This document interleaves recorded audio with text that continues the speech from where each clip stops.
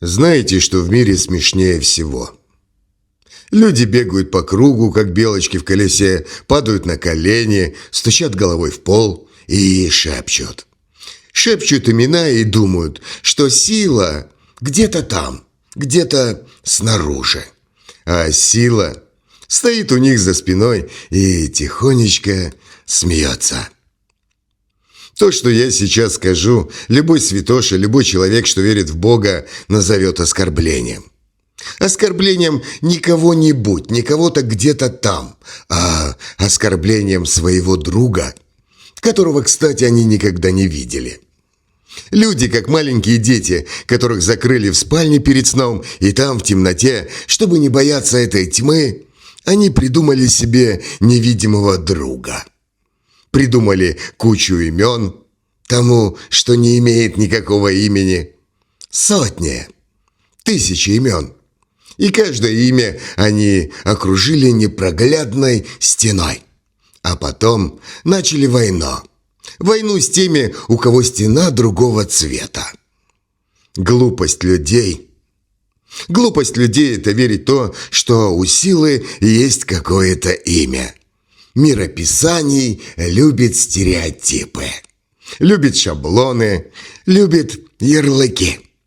Но непознаваемая, та бездна, откуда мы все вышли, не знает никаких имен, не знает никаких слов.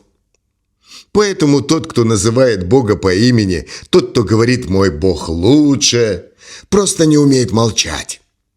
Просто не умеет молчать и слушать тишину.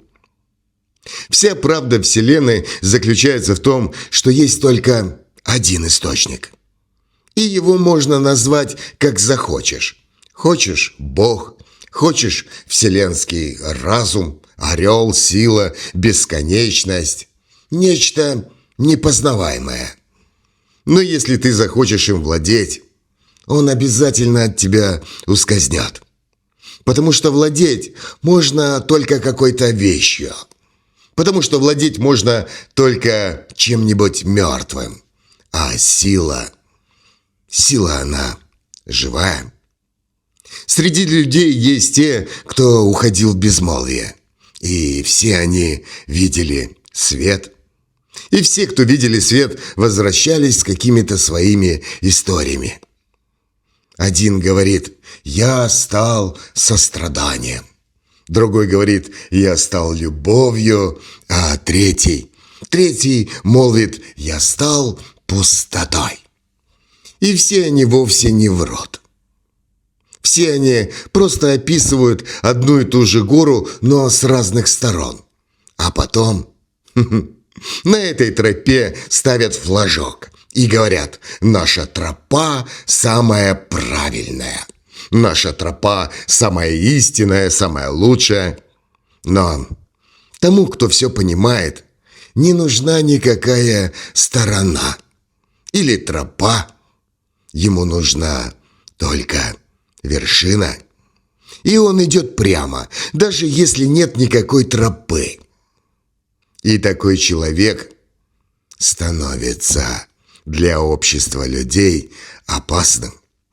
Он может быть кем угодно.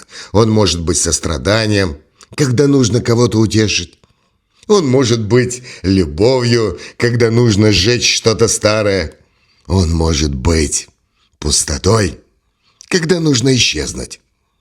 Такой человек не выбирает никакую тропу, не выбирает никакой путь, не выбирает никакую религию.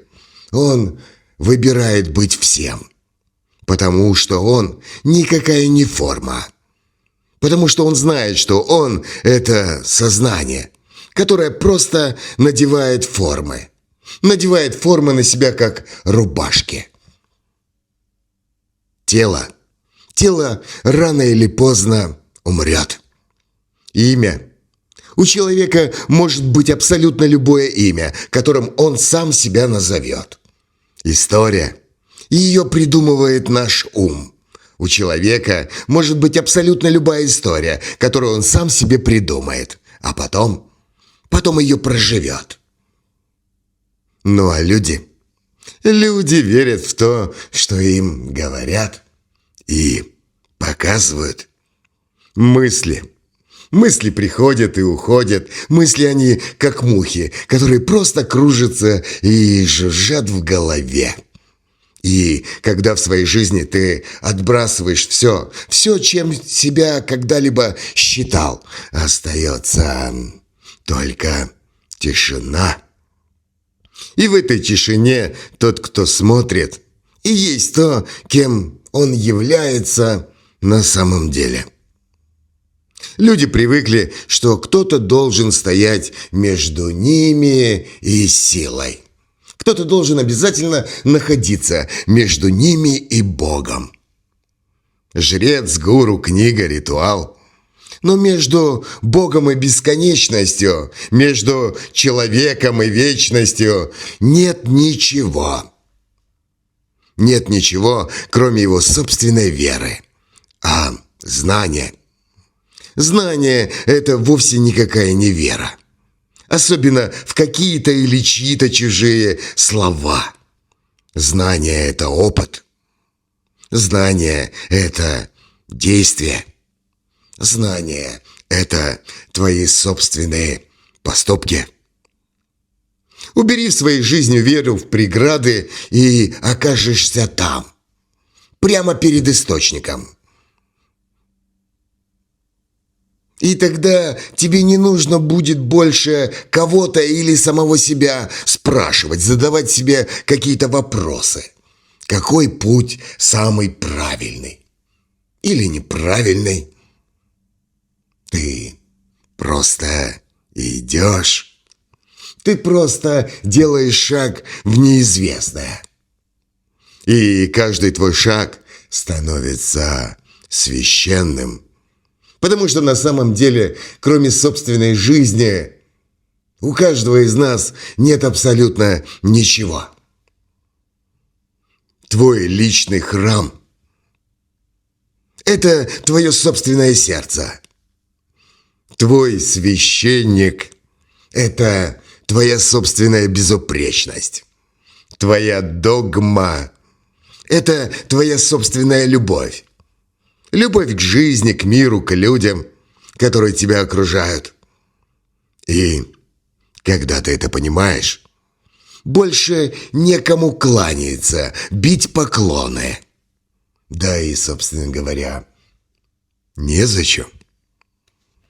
Ты, конечно же, можешь продолжать ходить в храмы, в мечети, в церкви, можешь продолжать молиться, читать мантры на всех языках этого мира.